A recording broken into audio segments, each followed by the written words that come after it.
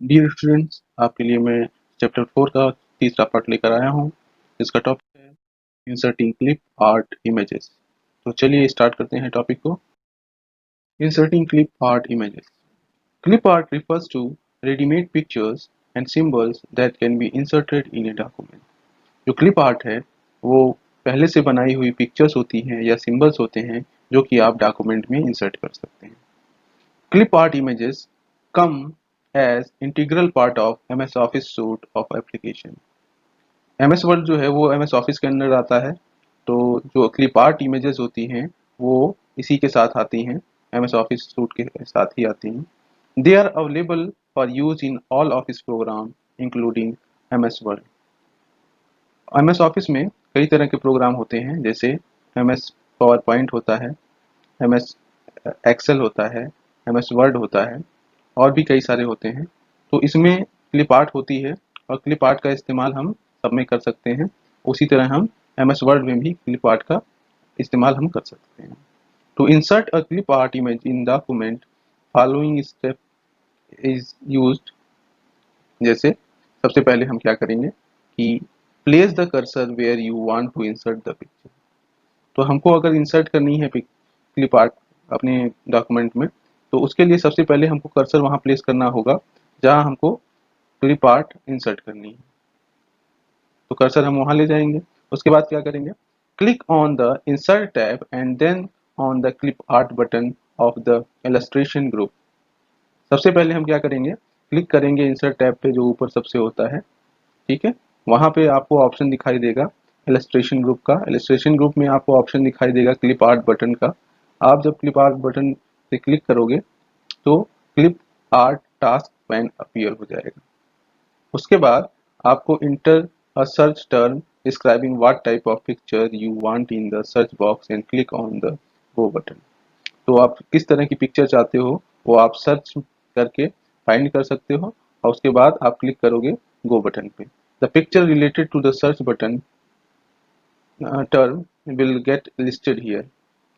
जो भी पिक्चर आप सर्च करना चाहते हो, सर्च बटन जैसे ही प्रेस आप करोगे गो बटन पे, ठीक है, उससे रिलेटेड जो भी पिक्चर है वो शो करने लगेगा। Click on the down arrow head with the picture and select the insert option from the list that appears. Down arrow head वाली पिक्चर्स आप क्या करोगे, सेलेक्ट करोगे यानी कि क्लिक करोगे और इंसर्ट ऑप्शन पे क्लिक करोगे तो आपके जो पिक्चर है वो आपके डॉक्यूमेंट में जहाँ कर्सर है वहाँ पे इंसर्ट हो जाएगा। तो इस तरह हम क्लिप आर्ट इमेजेस को अपने डॉक्यूमेंट में इंसर्ट कर सकते हैं। चलिए अब दूसरा टॉपिक देख लेते हैं,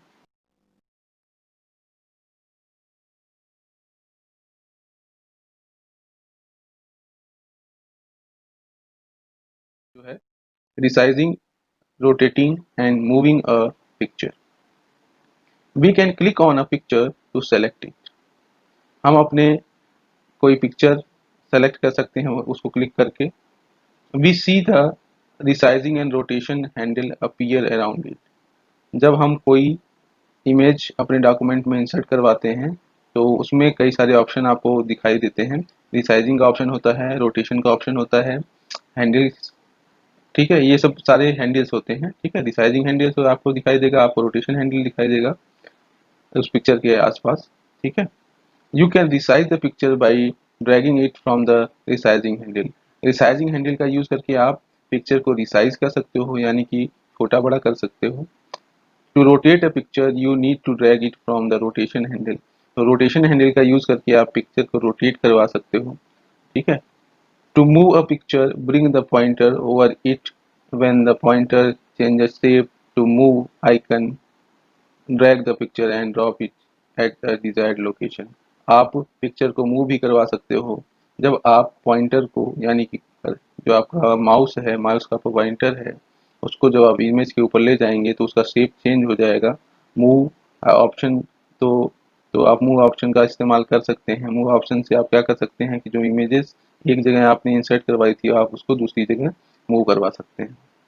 यहाँ पे देखिए, जो ये फर्स्ट पॉइंट है, ये फर्स्ट पॉइंट रिप्रेजेंट करता है हॉरिजेंटल रिसाइजिंग हैंडल। मतलब आप या तो इधर और इस साइड से इस साइड में आप इसकी लेंथ बढ़ा सकते हो, पिक्चर की लेंथ बढ़ा सकते हो, मतलब उसकी साइज चेंज कर सकते हो। ये जो दूसरा पार्ट है, ठीक है, यहाँ दूसरा पॉइंट इंडिकेट कर रहा है, उससे आप वर्टिकली जो है इमेज को इधर की तरफ या यहाँ से इधर की तरफ बढ़ा सकते हो।